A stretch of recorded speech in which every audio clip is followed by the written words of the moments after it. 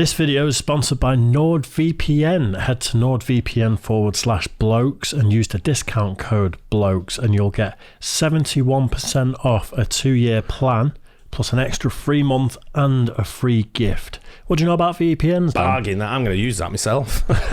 I actually use NordVPN, believe it or not. Nice.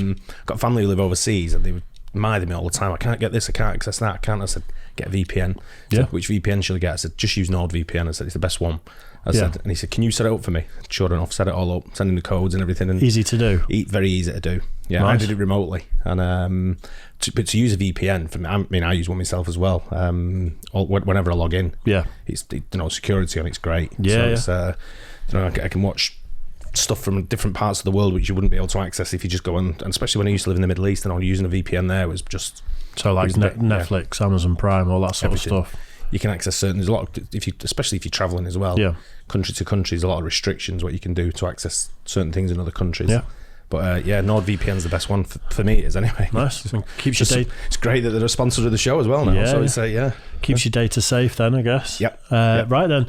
So don't forget, head to NordVPN, type in /Blokes, type in discount code Blokes, and you'll get 71% off a 2-year subscription with a free month and a free gift. 71%. It's almost free. I know you'd be crackers not to, wouldn't you?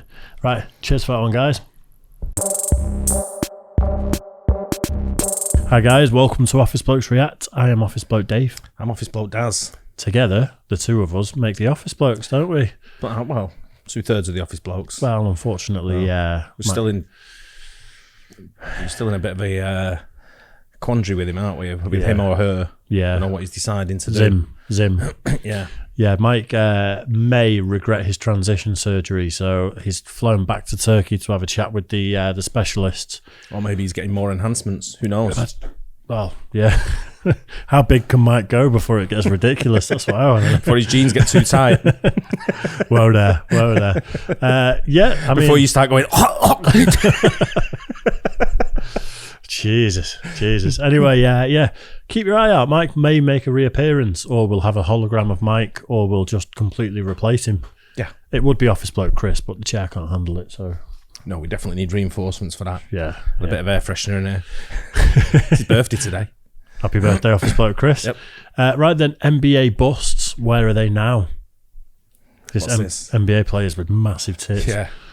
What's an NBA bust? I think it's like people who had all the potential. Yeah, first round pick sort of thing, and then just flopped, for whatever reason, partying, lifestyle, turned out to be shit.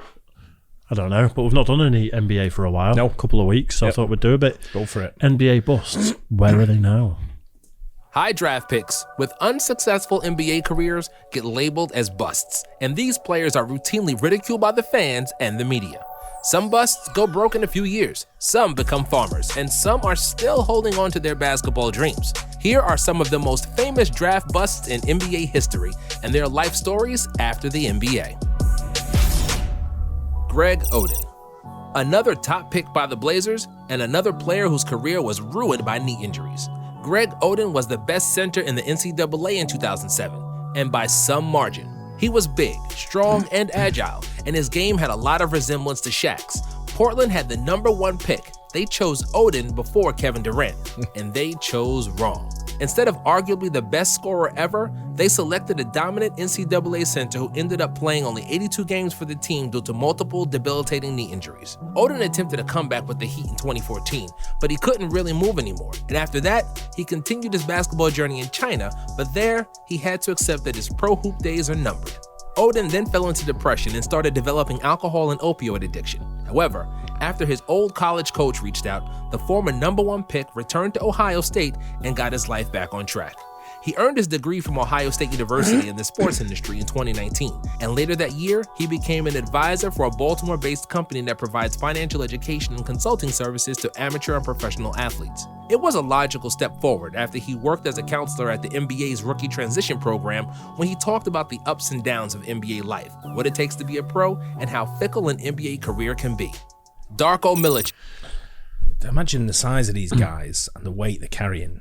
Yeah. The impact on the knees is on a lot of the joints is going to be quite. It's going to be rough, tough, isn't it? Yeah. It's nice to see. Like we've touched on this with other videos where the NBA and specific teams in the NBA seem to have really good sort of loyalty towards their players. Yeah, they when people they get addicted to drugs or they get in trouble with the law or whatever, they try and rehabilitate them, the teams. Well, I think there's so much money involved in sport nowadays, professional sport anyway, that, you're going to get these people that are going to go by the wayside. And, with this guy, he was injured. He had injury. I know he went down the route of, you imagine you're top of the world, you're getting picked number 1 draft or whatever, and you're getting picked up with Kevin Durant. Yeah, that's you're talking. That's a story you're telling everyone in the pub. Huge, yeah. And how come you're so tall? And I'm like, you never guess what happened to me. Yeah, you know what I mean. You're also in a country where opioids are prescribed by doctors in abundance. So if you've just had knee surgery, you get some opioids to make you feel pretty nice. Before you know it, I think a lot of them you're supposed to take for a week or 2 weeks or no more. Yeah, the come down can be quite dramatic. And I was talking to a sports company here, just local, and they have a lot of like ex-pros on the books. And even talking to a few of the ex-pros, and they were telling me that the drop from stardom at the end of your career to where you are afterwards, like they could be like top footballers. Yeah. in teams over here like Manchester United, Manchester City, whoever it may be. And they were these guys, footballers, cricketers, golfers. And they were saying that they could walk down the street now and no one even recognises them, but whereas 5 years ago, they were mobbed. Yeah. And now it's like, I see some of them walking around the village pushing prams with kids in it and all that. Yeah. And I'm like, oh, there's what's it? And no one even recognises them. They're probably at the time wishing people would leave them alone, and then it goes away, and they probably miss it so much. Yeah, they do miss it. Yeah. That's what a few of them told me that. There's only so many jobs as pundits out there as well, isn't there, and stuff like that. There's only so many Lamborghinis they could drive with everyone looking at them going, that's that guy. Yeah. That used to be, and then they're nothing. No one wants to know him anymore. Imagine he used to be somebody, and you're 35. Yeah, exactly. Yeah. But I mean, it's a massive fall. Yeah, it must be. It must be the same. I've heard bands talk about it as well, where you've just played in front of 100,000 people, and then what's after that? Yeah. You know what I mean? The come down from that. Well, I saw an advert today on something, and some people might know who he is. Roy Chubby Brown, talking about comedy now. Yeah, he was one of the biggest comics in Britain, probably the biggest comic. Yeah, doing proper stadium sellouts. He was doing a pub in Tenerife. Yeah. Which holds probably about 45 people. There was a bit of a cultural shift though, and a lot of his material was like very non-PC. I got thrown out, I told you. They threw me out once for heckling. Yeah. Anyway. Darko grew up poor, and he usually only had enough money to buy himself some pastry and yogurt after practice. But after he got selected 2nd overall in the famous 2003 NBA draft, there came a lot of guaranteed dollars, and Darko had quickly developed the knack for spending. Cars he barely drove, a boat he crashed and only used a few times, and more parties than practices at the gym, all contributed to a burning hole in his bank account. When his accountant called and asked Darko how come he went broke, Milicic was pretty lackadaisical about it. Don't worry, man, the new paycheck arrives on the 15th. Even though Darko was spending a ton, he still earned $52 million over a 10-year NBA career and has managed to save some of it. After he abruptly left the NBA at the age of 28, Milicic bought 125 acres of land in his native Serbia and is now growing and selling apples for a living. He says that he enjoys spending time among the apple trees and that he's much happier in agriculture than he ever was during his basketball career. He also had a memorable yet very unspectacular kickboxing match which he lost after he broke the scale at the weigh-ins. He plays basketball for fun with some of his friends, and if he really wanted, he could still play in Europe, considering he's still only 35 years old. But between 3 kids and his fruits, Darko says he's not even slightly interested in that. How about them apples? Anthony Bennett. Fair play to him though, if he's happy. Yeah. I think when you look at when you're around sport every day, I don't know if you've, I've played in football teams where we train 2 or 3 times a week and then you have a match, and by the 2 or 3, I'm bored with it. Does me head in. Now, when you're professional and you're doing that from 9 o'clock or 10 o'clock in the morning till 4 or 5 in the afternoon, you've got gym days and back on the pitch, back on the field, whatever you're doing, it can get to you a little bit mentally. I can imagine. Yeah.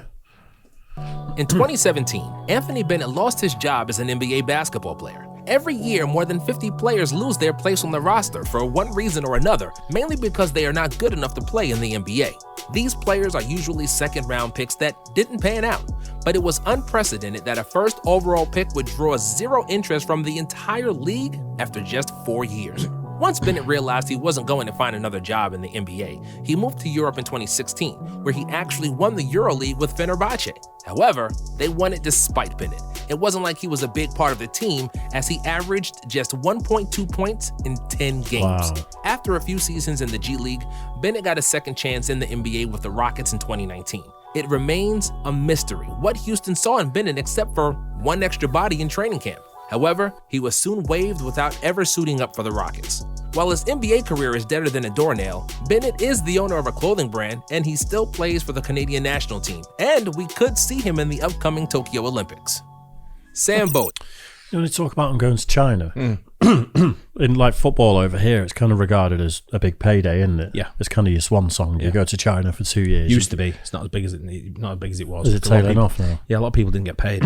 Oh, really? So I'm not even sure if the league's still a thing. I don't even know. Oh, wow. Yeah, it kind of like tailored off a little bit, and people weren't getting paid. Teams were going bankrupt, which was throwing way too much money at. Yeah. Well, what did Fellaini go to China for? Wasn't it something like 100 million or something? You know, some crazy number. Yeah. But I'm just wondering if the basketball's the same. You know, are they offering them insane money to go out there? Yeah, it seems Saudi Arabia are throwing the money around at the moment for sports. Yeah. So I don't know if sports are big over there. I know they've got this new LIV golf thing that they're pushing with the golfers over there. Yeah. And obviously they're getting big sporting events like boxing and UFC, things like that. But I don't know. I don't know if there's any basketball going on over there. If you're getting to like 34, 35 and you can feel yourself tipping and then fly out to another country for crazy money for 2 more years. Last payday. That's what a lot of them do. Yeah. Sam Bowie would have had to find a cure for cancer for him to be remembered for something other than the fact he got drafted in front of Michael Jordan in the 1984 NBA draft. His entire basketball career has been a big what if, and he's been forever labeled as a bust just because he wasn't Michael Jordan. The truth is that Sam Bowie was actually a decent player, but he couldn't stay on the floor to prove it. An injury-prone big man had a solid 10-year NBA career, and after it ended, Bowie successfully traded NBA floors for racetracks. Horse racetracks, to be exact. Bowie found success in owning and training horses for harness racing, with his animals often competing. Do you think because he's been such a big man his whole life, he just wants to be surrounded by jockeys now, just for the ego boost? Just patting him on the head while he's walking past. The famous Red Mile track in Lexington, Kentucky. For a while, Bowie was also a color commentator for Kentucky basketball. Kwame Brown. Kwame Brown famously got drafted by Michael Jordan, who also became his teammate with the Washington Wizards 3 months after Kwame was drafted. Jordan's famous tenacity and mental warfare didn't work well with Brown. By trying to make him stronger and tougher, Jordan only managed to get him scared and completely unconfident. And even though he turned into a solid NBA center after Jordan's final retirement, Kwame never developed into a player that was worth a top pick. He spent 12 years in the NBA, and we could last see him in 2017 when he played in Ice Cube's Big 3 basketball league. He's currently writing a book about his life, and it will be interesting to see what he'll say about Jordan after all these years. 12 years in the NBA is Hasheem Thabeet won the genetic lottery for an NBA center. Standing at 7'3" and with a 7'6" wingspan, he was supposed to be the next Dikembe. The Grizzlies sure hoped so when they drafted him 2nd overall in 2009, but Thabeet turned into one of the biggest busts of this century. He averaged just 2.2 points and 2.7 rebounds per game over 7 NBA seasons, and he never developed any tangible basketball skill. But, as they say, you can't teach height, and Thabeet will always have his size as a trump card, and that's why he's still able to play basketball professionally. Thabeet played in the G League in 2020, and this last season, he signed with the Hsinchu Lioneers of the Taiwanese Premier League. Adam Morrison. Adam Morrison is famous for 3 things. The first one is his unusual look for a basketball player with long hair and a thin mustache. Morrison always looked more like a tall musician than an athlete. The second one is his stellar junior season at Gonzaga, where he led the NCAA in scoring with 28.1 points per game and won the Oscar Robertson Trophy. 28.1 points per game, and some of the people that have shown up in like 1.2, 2.2. Such a difference, isn't it? He led the NCAA in scoring with 28.1 points per game and won the Oscar Robertson Trophy as the Collegiate Player of the Year. And the third thing people remember him for is his underwhelming NBA career and the status of one of the biggest NBA busts ever. After Gonzaga, Adam was selected 3rd overall by the Charlotte Bobcats, and as a rookie, he showcased bad defense and even worse shooting efficiency. In his second season, he tore his... Right, them stats they gave was in his college years. Right. Not the NBA. Yeah. ACL, which effectively meant his bad rookie year would likely be his best one. Before he retired from basketball, Morrison won 2 NBA titles with the Lakers, even though he barely played. Morrison earned $17 million in his career, and because he's a smart investor and a moderate spender, he is enjoying his life to the fullest. He lives just outside of Spokane and spends most of his time with his daughters and son. When he isn't with his family, he's either playing poker or golf, just living life on his own terms. Fair enough. Yeah. Bryant Reeves. They're the ones I like to see where they've been savvy, they've been pretty smart, and they're set for life. Yeah, not too flamboyant. Yeah. You know, does his own thing, plays golf, poker, looks after his family. And seems a lot happier than a lot of them that buy the cars, the boats, everything like that, and then go broke. Imagine a lot of injuries, especially in sports that we watch over here, with rugby. Not so much rugby nowadays, but certainly football and cricket. It's the lifestyle that causes the injuries. In a lot of cases, I reckon. Yeah, you see it now with a lot of these players that are always injured, and then you always see them out in the bars and restaurants, and you're like, mate, what are you doing? Yeah, that's why you're not fit on the field. I'll bear in mind I grew up skateboarding, and that's like once you get to a certain age, people get injured constantly. There's lots of partying involved with the skateboarding sort of scene, and if you're not on it, but you see with basketball as well, with NBA, when you sort of like look around the court side, you see a lot of like, you know, you've seen Jay-Z around the side, you see a lot of rappers, singers, so it's that sort of like environment where you're around the lifestyle, you're around that lifestyle. Yeah. So if you're around it and they're your mates, then you're going to be following it, and depends whether you've got the willpower to sort of like back it down when you're in these bars, nightclubs, whatever. I suppose you've got like billionaire rapper next year and you're earning 17 million over your career. It's pocket change in comparison, isn't it? Yeah, I'm not talking about the money though you've got. I'm talking about the lifestyle that you're having when you're going out, what you're doing, who's with you.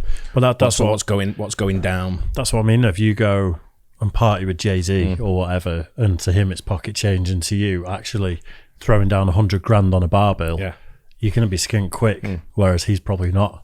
I'm not really talking about that kind of money neither. I'm talking about not the money side of it. You're talking about the partying and not looking after yourself and then injuring yourself. Yeah, what you're taking, what's going down your throat and up your nose and in your veins and all that kind of shit. You know what I mean? Yeah. And what time you go to bed, and not necessarily what time you go to bed, what time you're going home. Is that why I've got a permanent bad back at the moment? Because I go to bed too late every night. It's what you're doing just between them hours, mate, of 9 and 2 in the morning. You've got to watch out for.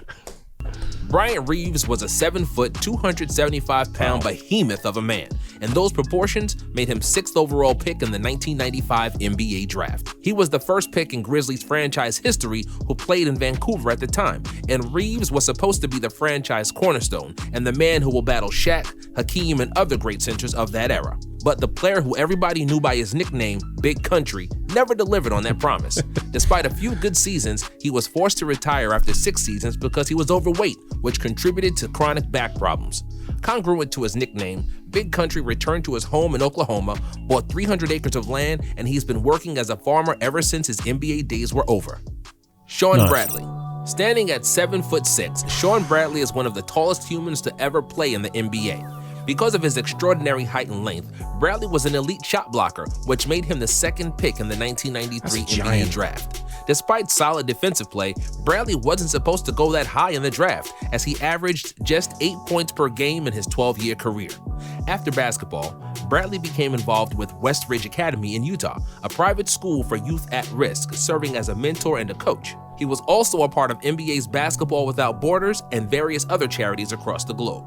Unfortunately, Bradley was recently hit by a car while he was driving his bicycle, and he was left paralyzed as a result of the crash.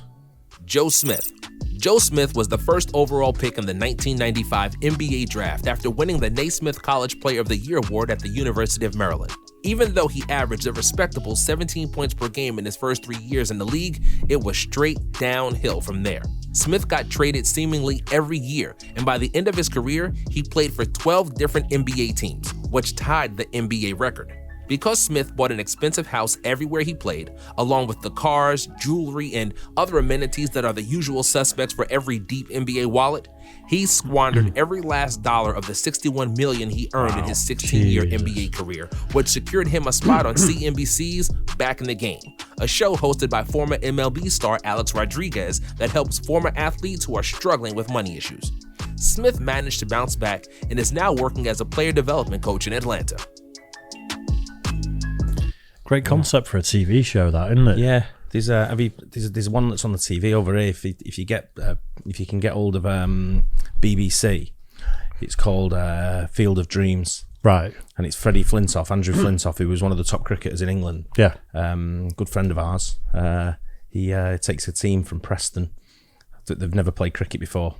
Right. And tries to make them into a team, and it's just full of like, don't know, the village idiots. Yeah. And it's funny. There's a couple of kids that are really nice kids that want to play, but it's some proper bellends in there. It's quite a funny show. It does look good. It's good and sad at the same time.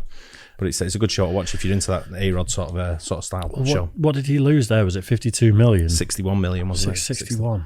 It's like, that's how much of that is going to be property taxes. You know, where it's like he's probably got 7 mansions on the go, and it's like costing him $1 million a year per mansion or something crazy. I'm wondering if that was his first and last wife. Or his first and only wife. Yeah. Because a lot of money goes on that. Do you know what I mean? They need good lawyers to draft up prenups, these guys. It's the people you're around a lot of the time, and it's, you know, you sort of like hang around with the wrong people, and you just get into the wrong crowds, and you do make the wrong decisions. You know, and that you see it so many times. How many times do we see it with sports people? Time and time and time again. It'll carry on. It'll carry on years and years and years after we're gone. Well, it's anyone who gets a seemingly unlimited supply of cash, and then all the parasites that come round. Yeah.